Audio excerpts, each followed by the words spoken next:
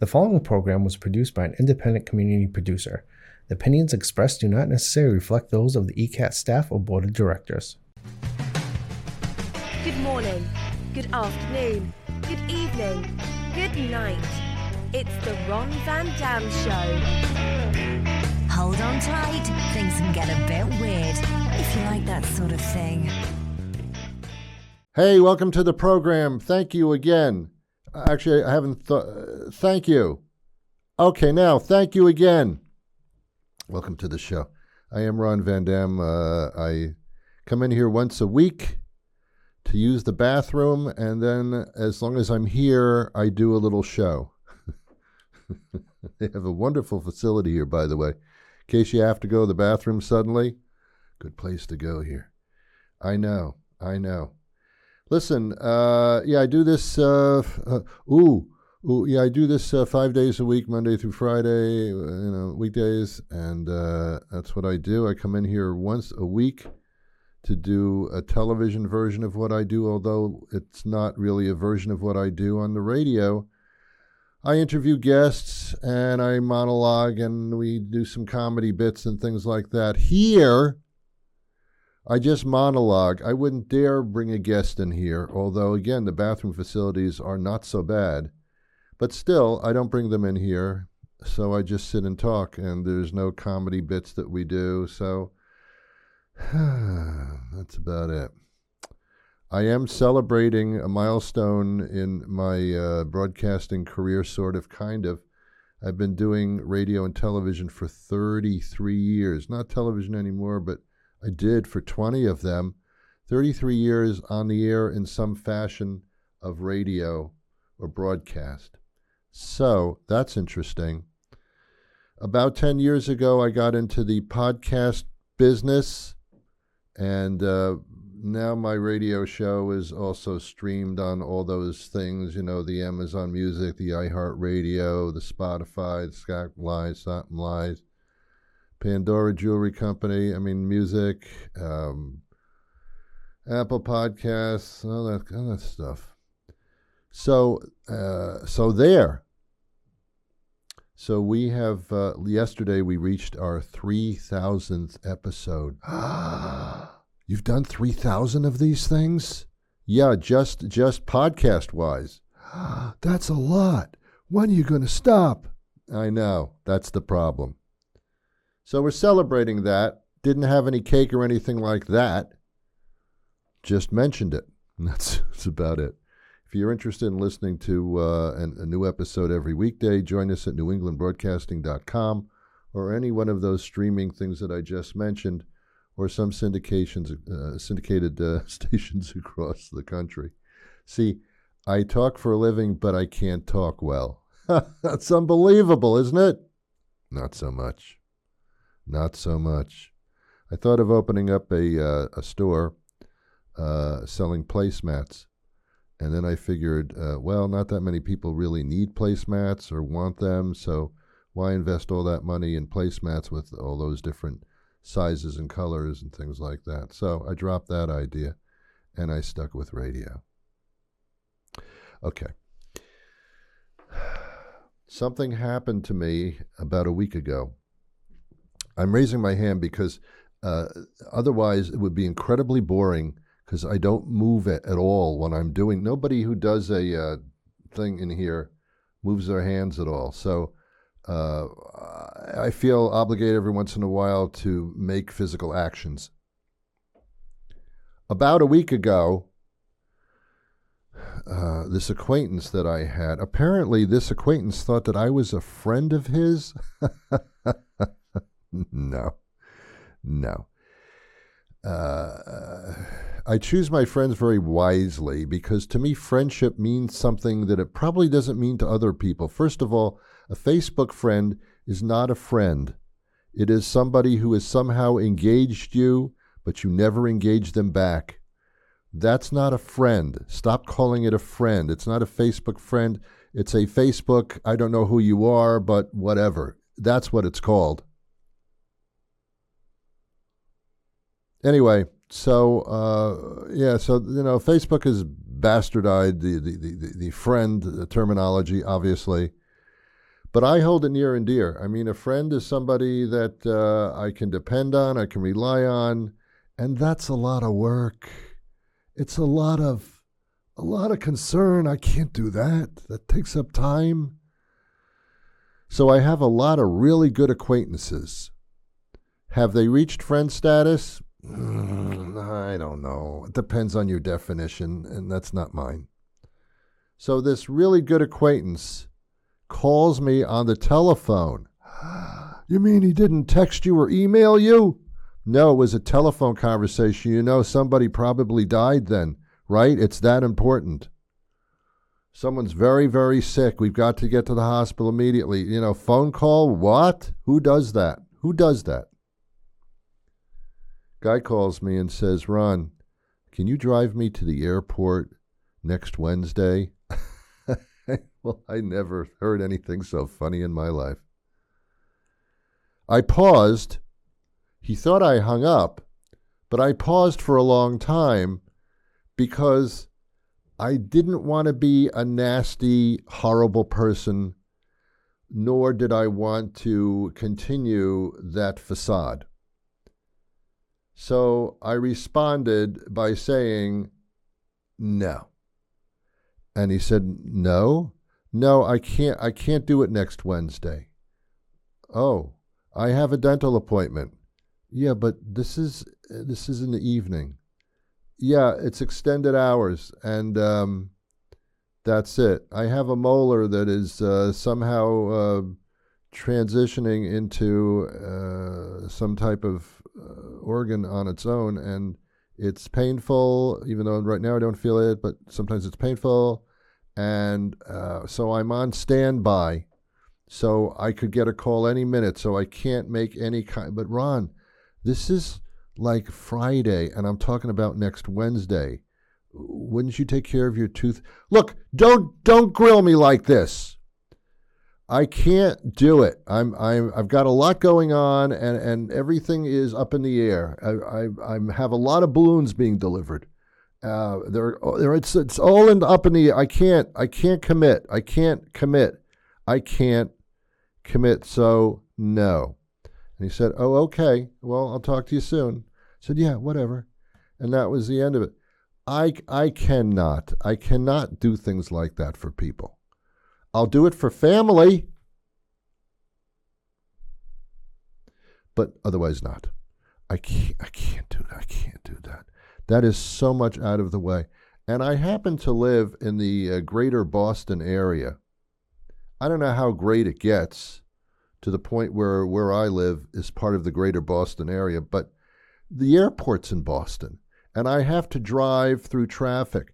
Have you tried to drive into Boston at any time of day, even 3 o'clock in the morning? You can't do it. You literally can't do it. I know it's pavement and they've got a road, but it's totally taken up by these cars. I can't sit in traffic. And to get you to the airport on time, we'd have to leave like hours earlier. What if there's like a breakdown in the Ted Williams tunnel? Whoever he was, a baseball player probably. That or peanut butter. I don't know. I don't know what the hell he is.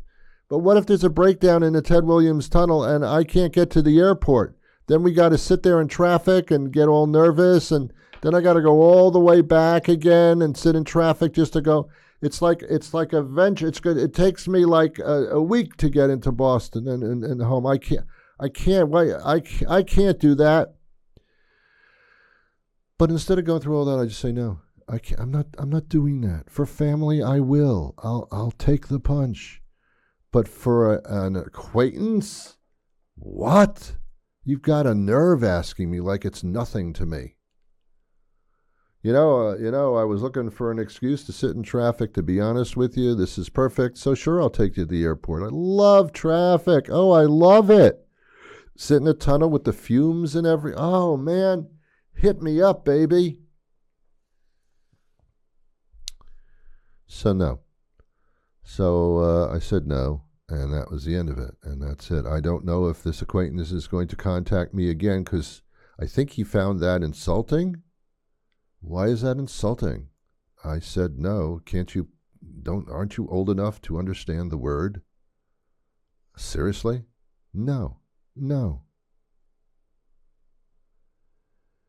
See, friendship to me would be, I would have said yes. But no. Two other things that I won't do under any circumstances, unless they're family. If someone calls me up and says, Ron, I bought a new dining room table. Can you help me move it up the stairs? Can you help me move? Again, you are so funny. You're so funny. Where do you come up with these funny jokes? You think that, look at me. Look at me. Why would I want to help you move? There are other people on the planet. Why am I a patsy of yours or something? Why would you choose me? Why would you choose me? Well, what's the point? I'll make your life so miserable you'll never want to see me again. Oh, I'm not gonna do that. I'm not gonna finagle a table up a staircase. What are you, crazy? What are you sick? Find somebody who will do it because they don't know what you're talking about. You'll find somebody. I will not drive you to the airport.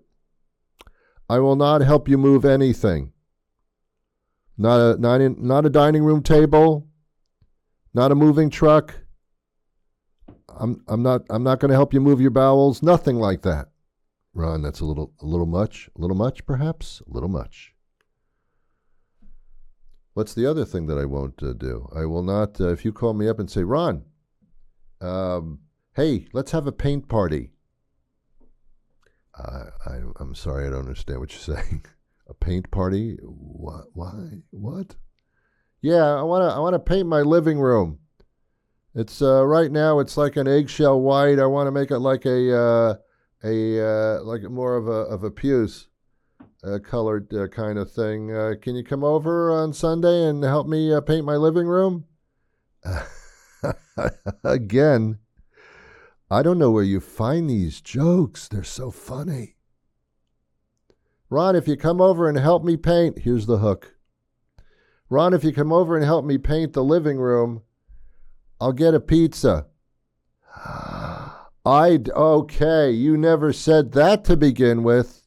I'm going to get a few slices of pizza for helping you paint your whole living room, where if you ask somebody to do it professionally, they would get probably $600-700.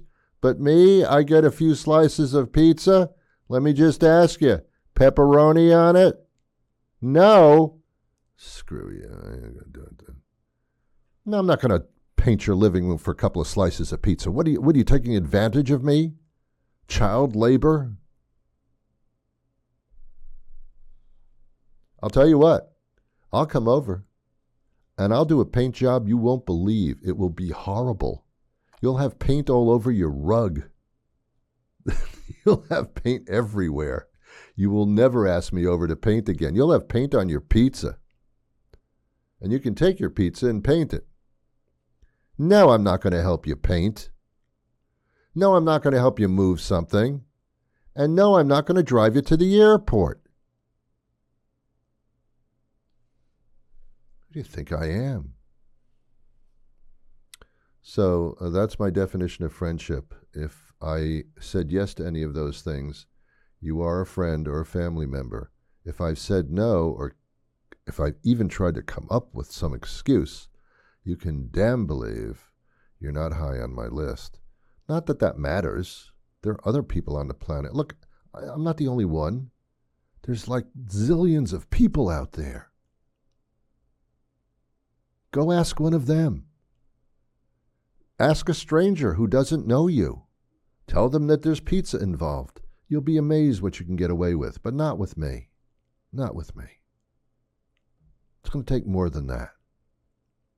Actually, well, you can't. I won't do it. I just won't do it. All right, I think as they say, I think I have beat that horse to death, which is a horrible expression. I mean, just the graphics of that. Just to explain that I don't want to talk about that anymore. I make a comparison to physically abusing a horse. What's with that phrase? You're beating a dead horse. Why would you do that? The horse is dead. Don't beat it. I guess Michael Jackson would. Generational gap. Maybe you don't know what I said. Let's move on, shall we? Let's not beat a dead horse. Recently, I got an invitation in the mail. Not an email, not an evite. That's a thing, it's an evite. No, it was in the mail. And the return address from this mailing to me was the Swift residence, Rhode Island, USA. Wow. I opened it up.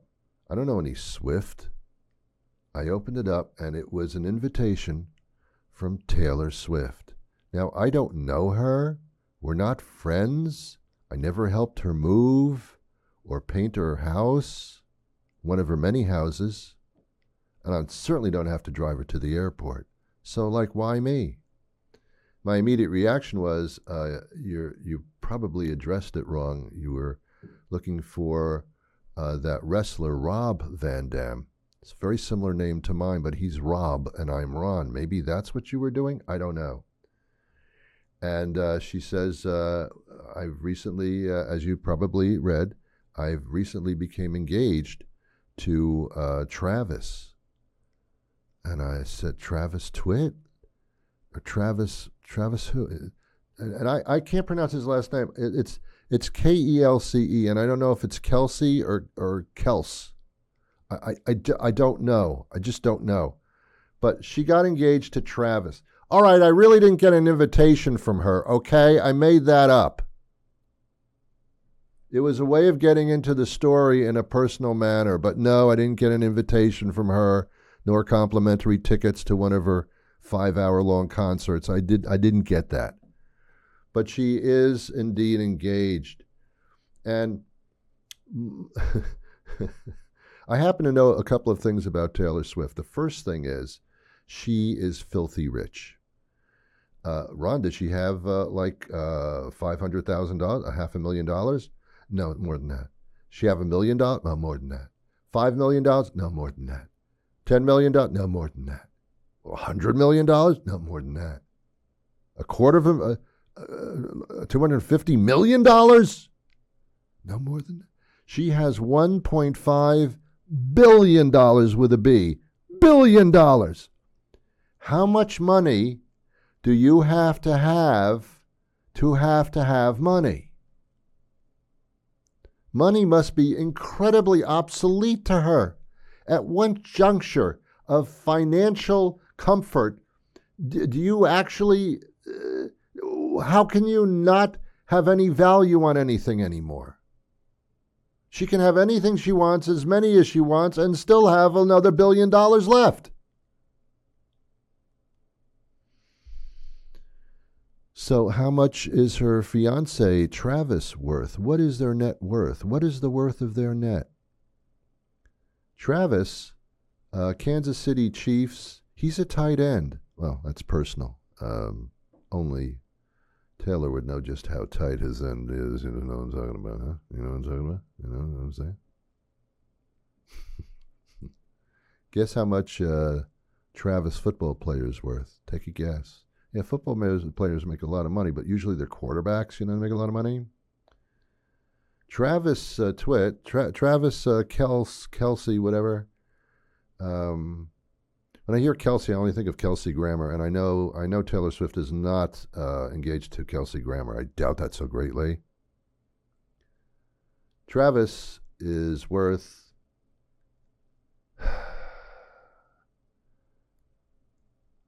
$90 million. $90 million. That's a lot of money. But he is the poor house husband, or shall be, compared to his wife's intake.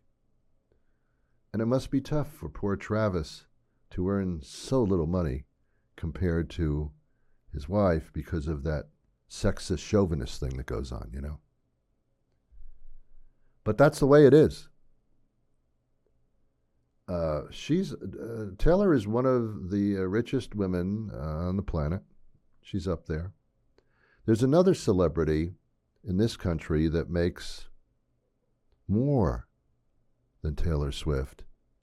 At least Taylor Swift has some talent. She writes songs about herself, and she performs them in a very large, acceptable manner. She does very, very well. She has incredible talent. Okay, fine. Okay. Travis, you play football, you tackle people, they tackle you. I'm not getting that, but whatever. But there's somebody who has absolutely no talent whatsoever who makes even more, and it's a female. Another female. And she is worth $1.7 billion with a B. $200 million more than you, Taylor. And who is that person? Well, I can't say she's the most talented because she's not. It's Kim Kardashian.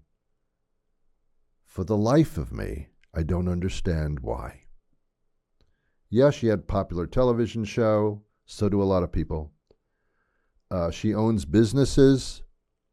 Yeah, so do a lot of people. Kim is not necessarily, I call her Kim, she's not necessarily a management financial whiz. She hires people that are. So Kim Kardashian is nothing but a manager who hires managers and doesn't manage. She is merely the owner of these companies, but can't really run them herself because she's Kim Kardashian. Is she attractive? Matter of opinion. I'm sure she does very well. Talented? I'm not seeing it. But worth more than Taylor Swift. Whatever. It sounds like I have some type of anger issue about people that make a ton of money. I don't make that kind of money at all. Neither do you. So we can't understand what it's like to have that kind of money. I believe it's a problem. I'm not sure, but I believe it's a problem. Take Jeff Bezos, will you please? He owns Amazon and a lot of other things. And Jeff, he has 24/7 protection against himself and his family. And when he has a yacht, ooh, surprised, he has a yacht. And his yacht, whenever it sails, has to have a number of large cruisers around his boat for protection purposes and safety purposes. When you have a lot of money, your life kind of becomes on the line. You're a target for people that know that you have a lot of money. It's a problem. You can't just walk into Burger King without an entourage, not to take care of you, but to protect you. Your family members probably are not to be revealed because they would be kidnapped or perhaps accosted, or their lives would be crap because of you. So having that much money is not a godsend. It's a curse. I believe that's true because of that. And if you talk to celebrities who have this kind of money, they will usually tell you it's nice, but it ain't what you think. And also, I don't think I would ever in my life, nor I don't think you would ever be in a situation where nothing meant anything, everything was attainable. So like, it just kind of makes life dull. Because it's not the goal, it's the journey to the goal. Once you hit the goal, you've gone as high as you can go with that particular endeavor, and it's over. Now you got to stay on top. Now that you've reached the top, you got to stay there. It's a constant effort, but you've already reached the pinnacle. And what happens when you reach the pinnacle? What direction is left? You can only go down. You can only go down. So it's a problem. And I've read all these, I even interviewed a few people who won the lottery and walked away with $10, $20 million, that kind of thing. And you would figure it would be a pleasant interview. It is for a while until you find out what the taxes are involved. And the fact that if anybody knew that you were the recipient, do they like me because of me or because I have a lot of money? I don't know. I can't ever know. I can't ever know that anymore. Got to look over your shoulder. And I can't. My neck hurts. So it can be a curse. So you want to be comfortable, but you don't want to be too comfortable, because life, you need a reason to go over there, and you need a reason to go over there. And once that reason is gone, you don't go anywhere. How many very rich people had committed suicide because, for that very reason, most likely? Because it's just, I've achieved and it's kind of over. Of course, you have entrepreneurs and people that want to spread their wealth and want to donate to charities and things like that. And well, you should if you have that much money, my God, otherwise you'd be a horrible person. But you never donate more than you can really afford to donate and still be filthy rich, so that you don't have to worry about anything anymore. That's my biggest problem. Not to get political, but it's my biggest problem with Trump. I have a lot of problems with him, but the biggest problem is that I don't think he understands what a common person goes through at all. He says he does, but he does. He says, I go through things because I'm just like you. No, you're not just like me. I don't have that stuff. I don't live like that. Okay. Because what comes with money is power. And if you can't